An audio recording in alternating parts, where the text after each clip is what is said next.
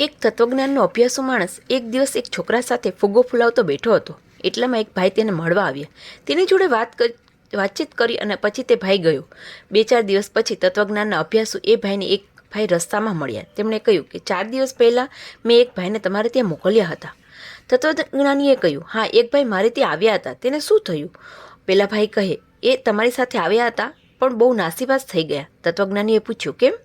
નાસીપાસ શા માટે થયા? પેલા ભાઈ કહે, એ તમારી તરફ આદરની દ્રષ્ટિથી આવ્યા હતા પણ એવું તમને ક્યાંય દેખાયું નહીં. તત્વજ્ઞાનીએ કહ્યું, બહુ સારું, પણ એ મને શું દેખાયું? મેં તેમની સાથે વાતચીત કરી, કંઈ અપશબ્દ બોલ્યો નહીં. મેં તેને લીંબુનું શરબત આપ્યું, મુખવાસ આપ્યો, બીજું શું જોઈએ? મેં તેમને સ્વાગત પણ કર્યું. તો પછી તે નાસીપાસ કેમ થયો? પેલા ભાઈ કહે, એ તો બધું બરાબર છે, પણ જે વ્યક્તિ તમારી પાસે આવ્યા હતા ત્યારે તમે શું કરતા હતા? તો તમને મોટા તત્વજ્ઞાની સમજીને તમારી ત્યાં આવ્યા હતા. તત્વજ્ઞાનીએ માથું ખંજવાળ્યું અને ખબર પડી ગઈ. તેણે કહ્યું, હું હવે સમજી ગયો. હું તે વખતે ફુગ્ગો ફૂલાવતો હતો. પેલા ભાઈએ કહ્યું, તો પછી તત્વજ્ઞાની એટલે શું? તે શું ફુગ્ગો ફૂલાવતો બેસે? મૂળ વાત એ છે કે લોકોની તત્વજ્ઞાનની કલ્પના જ જુદી છે. ચારે બાજુ પુસ્તકોનો ઢગલો પડ્યો હોય અને વચ્ચે પુસ્તકોમાં મરી ગયેલું પ્રાણી એટલે કે તત્વજ્ઞાની એવી લોકોની સમજણ છે. તેથી જે તત્વજ્ઞાની ફુગ્ગો ફૂલાવતો બેઠો હોય તે લોકોને કેવો લાગે?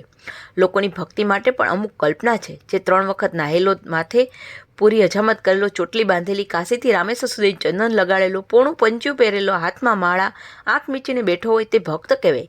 એવી લોકોની સમજણ છે. લોકોની તત્વજ્ઞાની ભક્ત માટે અમુક પ્રકારની કલ્પના છે. તેથી તે માણસને તત્વજ્ઞાનીને ફુગ્ગો ફૂલાવતો જુએ ત્યારે તેને શું લાગે? તેણે કહેવું જોઈએ કે અરે ભાઈ, ફુગ્ગો ફૂલાવો એ જ તત્વજ્ઞાન છે. એ સમજવા જેટલી આવેલા માણસને અક્કલ નથી. એ અક્કલનો ઓછો છે. તે પોતે અક્કલનો બોઘો હોય. તે પોતે સમજતો નથી કે હું અક્કલ બોઘો છું. તેથી જ તે બીજાને અક્કલનો બોઘો ઠરાવે છે.